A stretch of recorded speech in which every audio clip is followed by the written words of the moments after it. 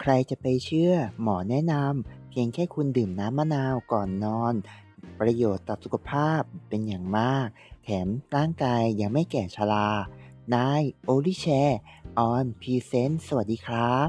สำหรับท่านใดที่กำลังรับชมอย่าลืมกดแชร์กดไลค์กด Subscribe และกระดิ่งแจ้งเตือนเพื่อที่จะได้ไม่พลาดวิดีโอคลิปใหม่ๆของเราเอาละไปชมข้อมูลกันได้เลยครับ มะนาวครับมีประโยชน์เป็นอย่างมากเพราะว่าอุดมไปด้วยวิตามินซีสูงครับแถมยังมีสารต่อต้านอนุมูลอิสระสูงด้วยจึงสามารถทำให้ร่างกายของเราสดชื่นกระปรี้กระเป๋าได้แต่ส่วนใหญ่จะมีคนชอบดื่มน้ำมะนาวตอนเช้าแต่น้อยคนมากครับที่จะมาดื่มน้ำมะนาวก่อนนอน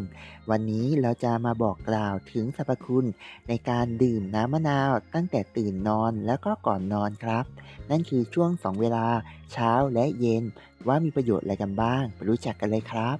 ประโยชน์ของน้ำมะนาวที่น่าทึ่งมากครับคือในน้ำมะนาวมีวิตามินซีสูงมากครับพร้อมสารต่อต้านอนุมูลอิสระ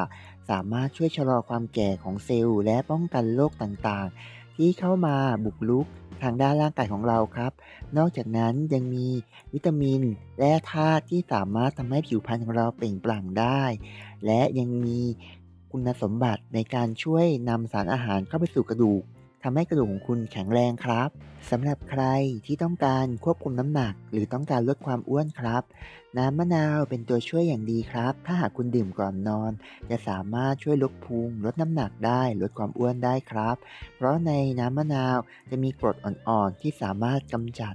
ไขมันต่างๆในกระเพาะอาหารลดอาการการดูดซึมของไขมันต่างๆเข้าไปในกระแสเลือดได้ ซึ่งเป็นประโยชน์มากครับที่ในการกำจัดไขมันเหล่านั้นออกไป ถ้าคุณดื่มเป็นประจำไม่ต้องพูดถึงเลยครับว่าน้ำหนักคุณจะลดลงแน่นอน เพราะไขมันส่วนใหญ่จะหลุดออกมาตามอุจจาระปัสสาวะของคุณอย่างแน่นอนครับ นอกจากนั้นถ้าหากใครมีอาการท้องผูกด้วยแล้วก็น้ำมะนาวจะช่วยขับถ่ายได้เป็นอย่างดีครับและสามารถแก้อาการไอเสมหะเจ็บคอได้อีกด้วย และถ้าหากใครที่นอนไม่หลับแล้วก็น้ำมะนาวถือว่าเป็นตัวช่วยอย่างดีครับเพราะทำให้ร่างกายนั้นผ่อนคลายปวดเมื่อยและคลายเครียดได้ด้วยครับวิธีการรับประทานก่อนนอนหรือก่อนออกไปทำงาน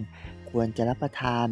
ก่อนที่จะนอนประมาณ15นาทีครับเพราะว่าร่างกายจะสามารถดูดซึมสารอาหารได้มากกว่าปกติหรือก่อนออกกำลังกายหรือออกไปทำงานก็ประมาณ15นาทีครับ เพราะว่าร่างกายจะได้นำสารอาหารเหล่านี้จากมะนาวไปช่วยในการเผาผลาญและป้องกันโรคครับประโยชน์ดีๆเหล่านี้ผมมาแบ่งปันให้ทุกวันนะครับอย่าลืมกดแชร์กดไลค์กด Subscribe นะเอางี้ดีกว่าถ้าอย่างไรก็ตามมีคำถามหรือคอมเมนต์หรือข้อติชมอย่าลืมเมมไว้ข้างล่างนะครับเพราะทุกคำพูดหรือการเขียนของคุณนั้นเป็นการพัฒนาศักยภาพของเราขอบคุณครับ